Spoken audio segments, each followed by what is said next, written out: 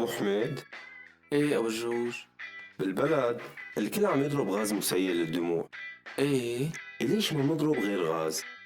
مثل شو تاج راسي؟ كيماوي مثلا؟ لك ما انضرب من زمان. لا، بدنا نضرب غاز تاني، يعني بدل ما نبكيهم نضحكن مثلا. انه مثل شو قصدك؟ غاز مثير للضحك يعني؟ ممكن، ليش لا؟ كيف؟ اسمع لقلك.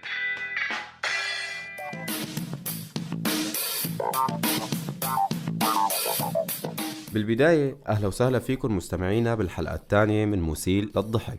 أنا جهاد من وراء المايك، ومحمد بهندسة الصوت والإخراج، وشباب حاجز باند بالإعداد.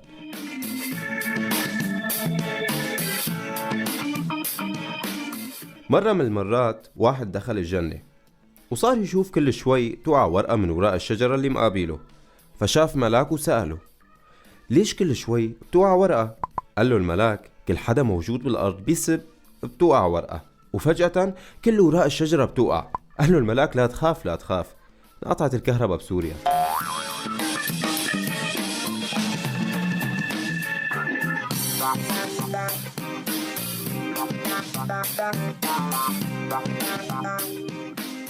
إذا غاب الشخص عن الفيسبوك كم يوم بأوروبا فهذا يعني إنه مشغول، أما بسوريا إذا غاب الشخص كذا يوم فهذا يعني عدة احتمالات. ممكن الإنترنت مقطوع، أو الزلمة مخطوف، أو المسكين انقصف، وحتى ممكن انقنص، أو راح يشرب فنجان قهوة ببيت خالته. بس الأكيد إنه ما هو مشغول.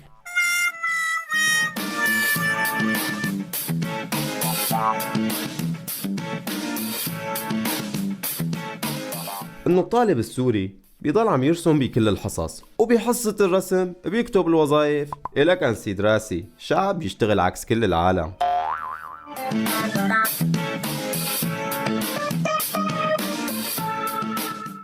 استاذ عم يقول للطالب لك يا ابني مو عيب تاخد صفر بالفحص؟ بيرد الطالب عليه استاذ طالما بتعرف عيب ليش حطيته طيب؟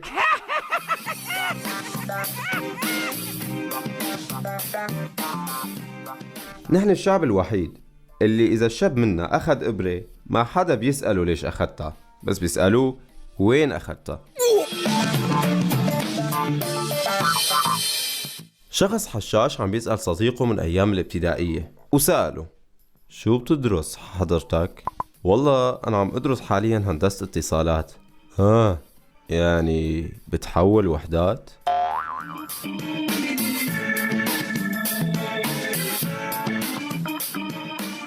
إنه إذا حابب تدور على أكتر 3 وجوه براءة بحياتك فالأمر كتير بسيط: طفل مبتسم، وامرأة عاشقة، وسوري واقف على الحاجز.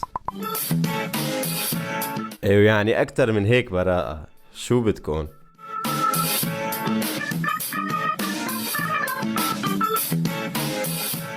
وحدة كاتبة على حالة الواتساب تبعها أنا في ذمة العشق. قرأ الحالة أخوها ورد لها مسج استنيني 5 دقايق لصف السيارة واطلع لك وتصيري في ذمة الله.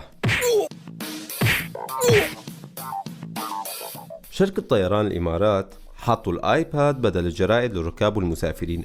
أما بسوريا فمو ناقص غير يقولوا لنا الرجاء من المسافرين على متن الخطوط الجوية السورية دفش الطائرة وشكرا.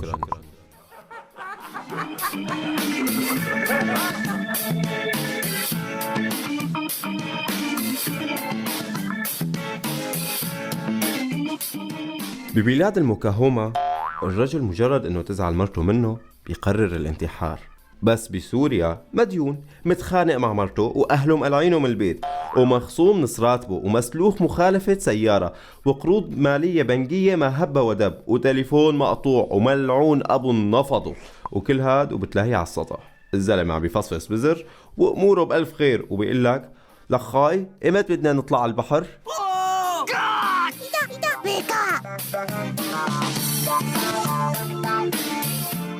أما بالفقرة الثانية من برنامجنا رح نحكي مقولات هالوضع. قبل كل مزرة بتصير بيقولوا لك لا للطائفية، بس بعد المزرة بيصيروا بيقولوا لك كل شي لحال حبيب. ليش بتلاقي اللي قاعد تحت خيمته واللي عم ينفخ بأرجيلته واللي قاعد ورا بسطه والمغترب كمان واللي عم يشتغل واللي قاعد مع أهله حتى عم يقلك يلعن اللي كان السبب؟ طيب ممكن حدا يقول لي مين اللي كان السبب؟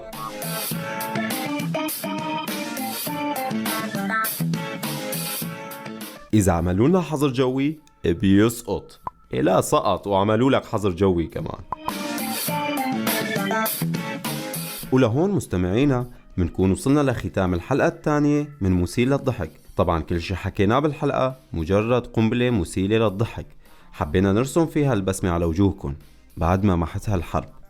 كان معكم جهاد من ورا المايك، ومحمد بهندسة الصوت والإخراج، وشباب حاجز باند بالإعداد.